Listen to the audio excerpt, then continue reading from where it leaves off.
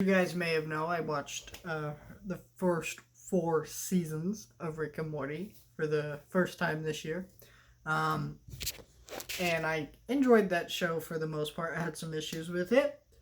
And I thought I'd watch the Hulu show that Justin Roiland also created in the same kind of vein and style. A lot of people. The reason I didn't check it out right away is I hadn't seen Rick and Morty, and a lot of people were actually saying a lot of bad stuff about it. And I've heard some mixed things about the show. I've heard it's great. I've heard it's terrible. I've heard the whole shebang about the show. What do I think about it? I think it has a lot of issues, but it's a fun show, I guess. Um, I must say, I usually don't have a problem with extreme gore and violence, but in this show, they just take it and run with it, and it's not funny. They don't use it for jokes most of the time. It's just disgusting, and it really makes me want really kind of sick and disturbed. And some people, now I wouldn't say it's as bad as some people have made it out before talking about the show, but it's still kind of like just tone it down just a little bit. But what's the show about? So we have four aliens, or not four aliens and kind of this baby thing, and they get stranded on Earth, and one's super smart and kind of a nihilistic,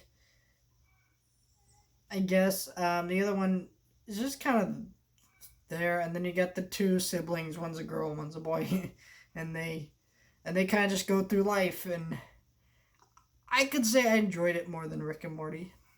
The reason why is this show is not nihilistic. It's not characters who, like Rick, who are just sociopaths and just straight up murder people. Even Morty in that show is a murderer. And it's just like, that's kind of a sick concept and kind of gross. But it's still funny, and it leads to great humor. And it's a well-written show. I still like that show. But it's just, in terms of a show that I'd want to just throw on and watch, I would never choose that show. I would probably just throw it on and watch it when I actually feel like going back to episodes and kind of just reading kind of the I don't know. It's hard to explain when you have, but I kind of feel like Rick and Morty had to be in a mood to watch. This show I could just throw on at any time. And not to say there isn't a sociopathic element to the show, because I feel like there is. And what bothers... So here's my issue with this show. We have these aliens who I can't really tell whether they just stain humanity and Earth or love it. Because I think some of them do, some of them don't. But it flip-flops a lot which ones do and which ones don't. Because I could have sworn the two main older characters in the show don't like Earth, but then they sometimes do, and then they sometimes don't, and then sometimes they're really dumb about Earth culture, and sometimes they're kind of informed about it, and they kind of have an idea. They just take a small part of it and misinterpret it, or sometimes they take a larger part and misinterpret it. I feel like these aren't characters who are well defined. I feel like these are characters that flip-flop to where the plot demands it. And it's a very, very, very irritating while you're watching this series. And I don't think it's terrible by any means. Like I said, I did laugh. I did have fun with this show. This show's primarily a comedy. And as a comedy, I think for the most part it worked. There were some really great parody episodes, just like in the other show. I'm just going to quit mentioning it. But like my favorite is probably the episode where I think it's Corvo tries to be like a musician, and he kind of like does a spoof on the Prestige and Now You See Me 1 and 2, and kind of messing around with those concepts. And that was a really fun concept, and I really enjoyed that episode, and it was very funny. But then there are other episodes that are just really weird and disturbing and just kind of not that fun to watch.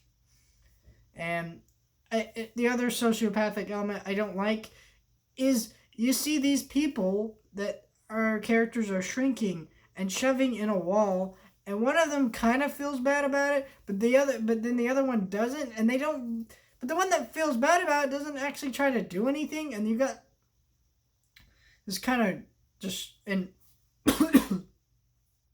it's kind of like, okay, and you think it's just a quick gag in one episode, but it comes back throughout the whole season, and there's a whole episode or two that kind of focus on it, the whole concept of this society living in this wall of shrunken down humans and how they're not doing well, and they're not healthy, and it's really disturbing and gross, and I really hate this concept.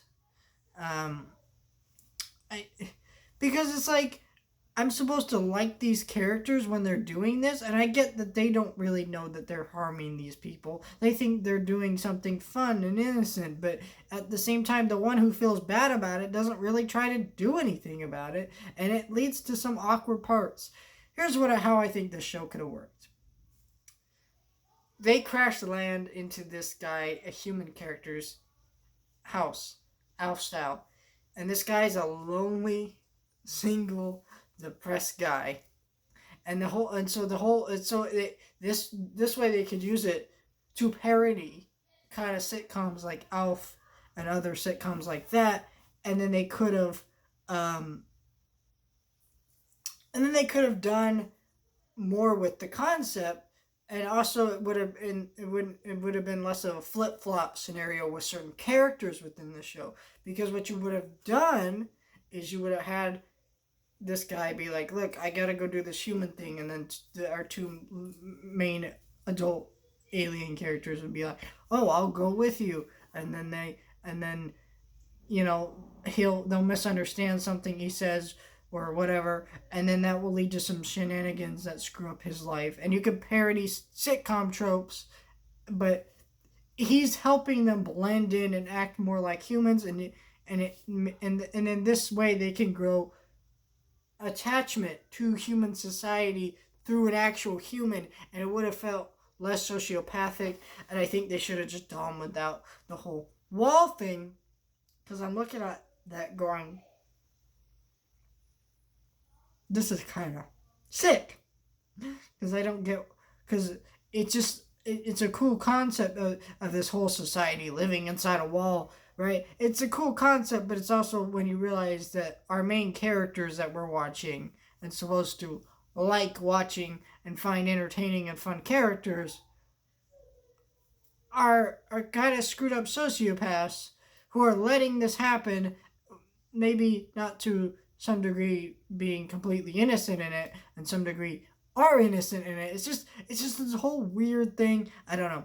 I would have to wait and see what a season 2 does, because it feels like this is just a really rough sketch of what the show is, and maybe with season 2 they can do stories where they become more attached to Earth, and maybe have the characters be more defined and stuff, and do more with it. And again, I enjoy watching the show enough that I'd want to see a season 2, and I believe that comes out in March, so that's why I'm talking about the show now, is because I need to catch up before the next season comes out in March. And if you like me talking about streaming shows and movies, well, subscribe to this channel, because I do that a lot. I'm covering the HBO Max Looney Tunes shorts that just came out. I'm going to be covering WandaVision tomorrow. I'm going to be covering an Amazon Prime movie today or tomorrow. I'm going to be covering Jurassic World Camp Cretaceous Season 2 and some other shows dropping this week. So stay tuned for more videos and reviews coming your way. Like, share, and subscribe. Do all that. And if you want to see more unboxings, subscribe to Chan's Random Vlogs. Do all that. Or not Chan's Random Vlogs, Collecting Ink, my second channel. Bye, guys.